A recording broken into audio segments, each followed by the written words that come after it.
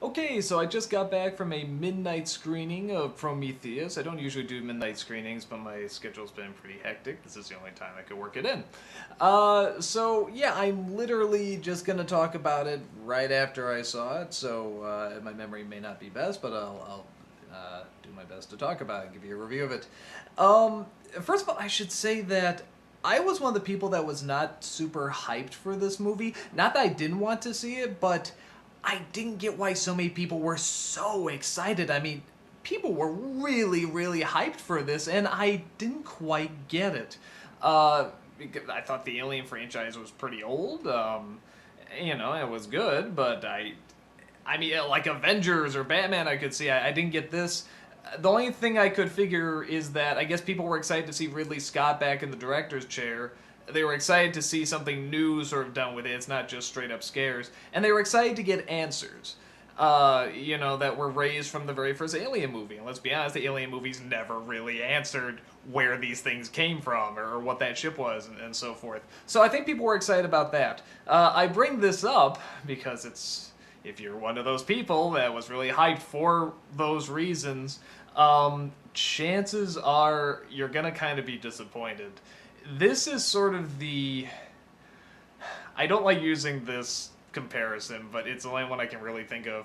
This is sort of like the Lost of the Alien franchise, in that it's pretty much promising you these answers, and it's really building it up, and it's promising you that the answers they're going to give you are really smart and really good and going to deliver.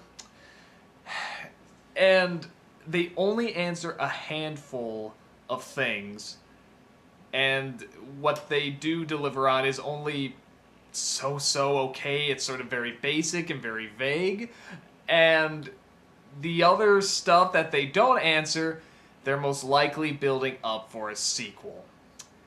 And that is very frustrating. I say this as someone who was not hyped. The movie, when it began, got me hyped. It sucked me into this world, and that is what's good about the movie, is that it does love the world it's in, and you love being in this world, and you love the designs, and you love how huge everything is, and you love the technology, and you love seeing people do the stuff with the technology. It's sort of like a Miyazaki film. You love seeing people work with this stuff. But outside of that, there's a few good things. Some of the characters are memorable, and you do like them, but many of them are just there to die. It goes back to a lot of the same horror mistakes that people make in, sci-fi / horror films. So the quick, without giving away too many spoilers, the summary of the film is that there's apparently these from every primitive dialect or whatever in ancient civilization. There's these drawings, there's these images that keep reappearing, and they think it came from a source from far away, the great beyond. Well, this ship has finally discovered it, and they can travel to it. And of course, nobody else knows about it because it's top secret, blah, blah, blah. So they bring along, scientists and a little bit of military and so forth to go and see what's out there.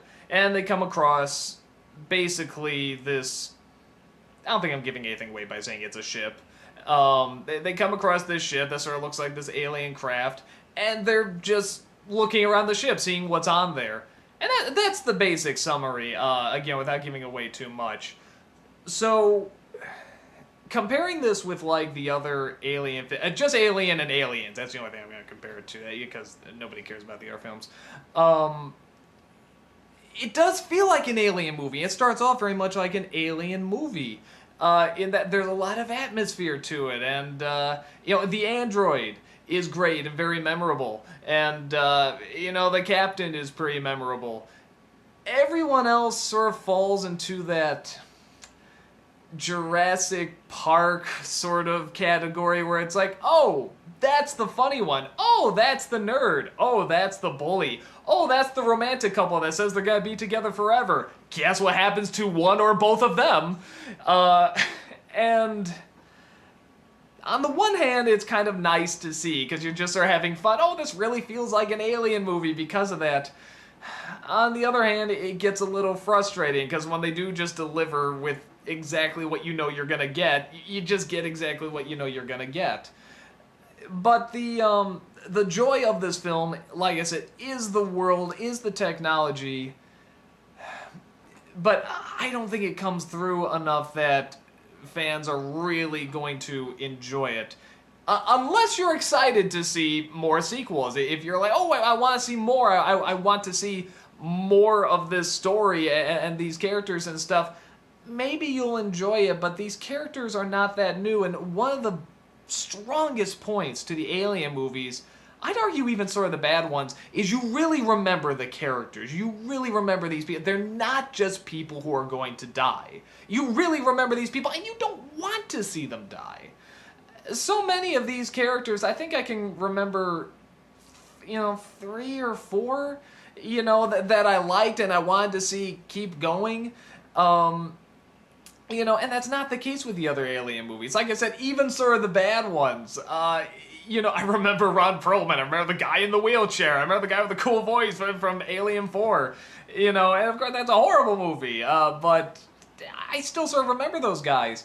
The guy was a great shot and blah, blah, blah. This one, I can count him on my hand, who I remember. Everyone else is just there to die. And that's a disappointment. Should talk a little bit about Charlize Theron in this. I think not only is she kind of miscast, she's supposed to be really tough and really the, we're going to do things my way. And you need like a Linda Hamilton or an Emma Thompson or someone that can really command authority. And she's not horrible, but I don't think she has that. There's a little bit of a twist in there with the guy who started this whole operation and stuff. It's not a very good, strong twist.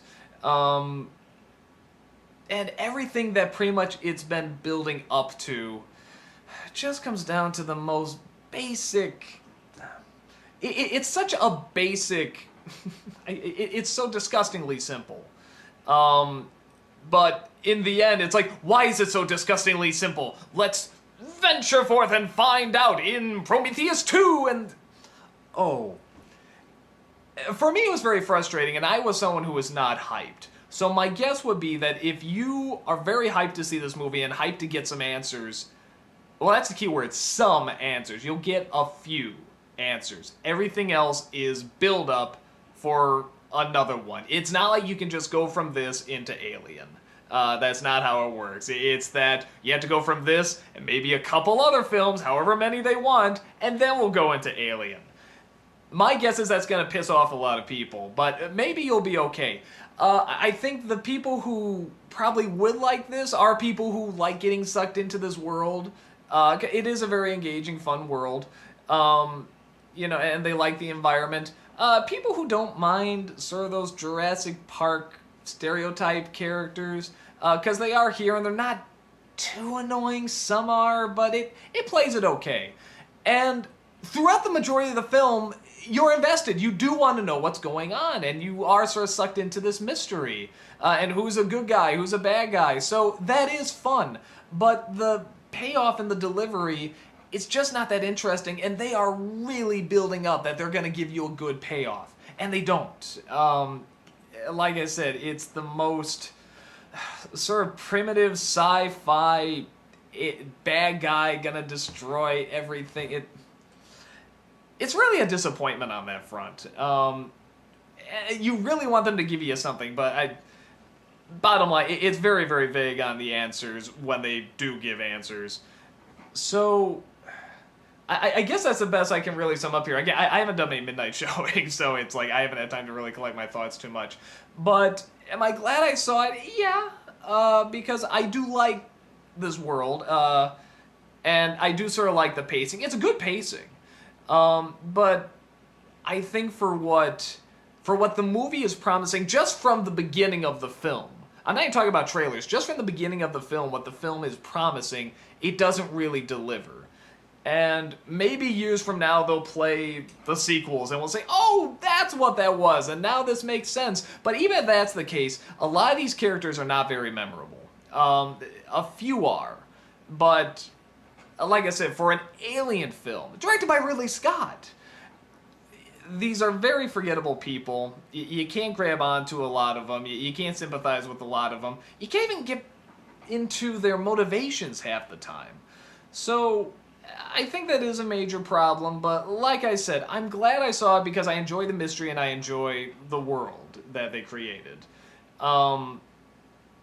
Anyone else looking for, like I said, answers, you're probably going to be disappointed.